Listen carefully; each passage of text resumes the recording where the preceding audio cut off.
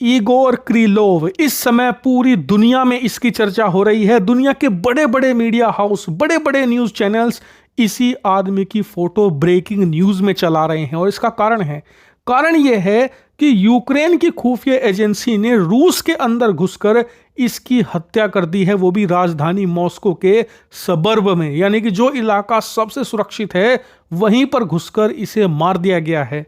लेकिन इसे मारा गया, इसकी चर्चा क्यों हो रही है? तो इसका कारण यह है कि इगोर क्रिलोव कोई आम आदमी नहीं है। ये रूस की सेना का लेफ्टिनेंट जनरल है और ये रूसी सेना के जितने भी न्यूक्लियर प्रोग्राम हैं, जितने भी परमाणु बम हैं, सबकी कमान इसके हाथ में थी। इतना ही नहीं, रूस के जितने भी रेडियोलॉजिकल हथियार हैं उसका भी ये चीफ था। रूस के जितने भी केमिकल और बायोलॉजिकल डिफेंस यूनिट्स हैं, यानी कि जितने भी केमिकल और बायोलॉजिकल हथियार रूस ने बनाए हैं, उसका भी ये प्रमुख था। रूस की जो असली ताकत है वो इसी आदमी के हाथ में थी। ये रूस के राष्ट्रपति व्लादिमीर पुतिन के लिए भाई के तौर पर माना जाता था, यानी कि इतना ज्यादा ये करीब था। और इसीलिए ये व्लादिमीर पुतिन की सेना के लिए जितना बड़ा झटका है, पुतिन के लिए पर्सनली ये उससे भी बड़ा झटका है। लेकिन यूक्रेन की खुफिया एजेंसी ने इसे इसलिए नहीं मारा कि ये रूस के परमाणु बमों का चीफ था या फिर ये व्लादिमीर पुतिन का करीबी था। नहीं,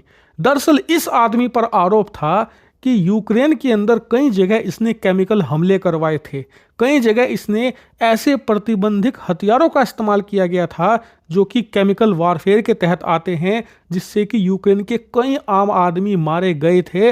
और उसी समय यूक्रेन ने कहा था कि चाहे कुछ भी हो जाए वो इगोर क्रिलोव को मारकर रहेंगे, चाहे इन्हें कहीं भी छुपा ले रूस, हम इसे नहीं छोड़ेंगे, हम अपने आम लोगों की मौत का बदला लेकर रहेंगे इगोर से। और आज वो बदला ले लिया गया है। रूस की राजधानी मॉस्को के ही रेजेंस्की इलाके में ये आदमी अपने घर से निकल रहा था। घर से जैसे ही निकला तो इसके घर के पास ही एक इलेक्ट्रिक स्कूटर था जिसके अंदर 300 ग्राम TNT फिट किया गया था और उसे दूर से यूक्रेन की खुफिया एजेंसी ऑपरेट कर रही थी। और उन एजेंटों ने जैसे देखा कि इगोर स्कूटर के पास आ गए हैं, तुरंत उन्होंने इशारा दिया और ये स्कूटर ब्लास्ट हो गया, जिससे कि इगोर की मौके पर ही मौत हो गई। इस बात की जो कंफर्मेशन है वो खुद रूस की सरकार ने दे दी है ऑफिशियल बयान के तहत, और ये भी कहा है कि अब हम भी बदला लेंगे इगोर क्रिलोव्स्की की मौत का। वहीं ये यूक्रेन के लिए दोहरी बड़ी सफलता है। एक तो ये कि जो उन्होंने 2 साल पहले कसम खाई थी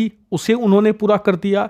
इससे रूस की सेना का मोराल डाउन होगा और रूस की सेना के जो परमाणु हथियार है उनके डेवलपमेंट में ये की था आदमी। जी हाँ, इसी के अंडर रूस के परमाणु हथियारों की डेवलपमेंट की जा रही थी और ऐसे छोटे न्यूक्लियर बम बनाए जा रहे थे जो कि यूक्रेन पर अटैक कर सकें और उसका रेडिएशन ज़्यादा ना फैले।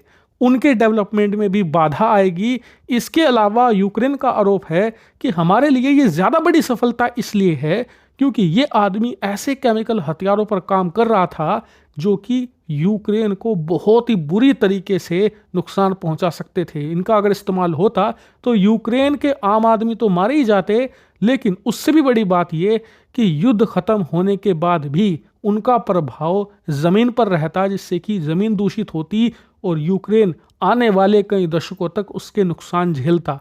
उनके डेवलपमेंट में भी अब रुकावट आएगी क्योंकि ऐसे हथियार बनाने की कोशिश रूस ही नहीं दुनिया के कई देश कर रहे हैं पिछले कई दशकों से। लेकिन जितना सफल रूस हुआ है इगोर क्रिलोव्स्की के अंदर, उतना कभी नहीं हो पाया कोई भी देश। रूस छोड़िए, अमेरिका भी सफल नहीं हो पाया। इसीलिए इगोर क्रिलोव्स्की की मौत रूस के लिए जितनी करारा झटका है, यूक्रेन के लिए उतनी बड़ी सफलता। लेकिन अब देखने वाली बात यह होगी कि व्लादिमीर पुतिन अपने इस दोस्त की मौत का बदला कैसे ले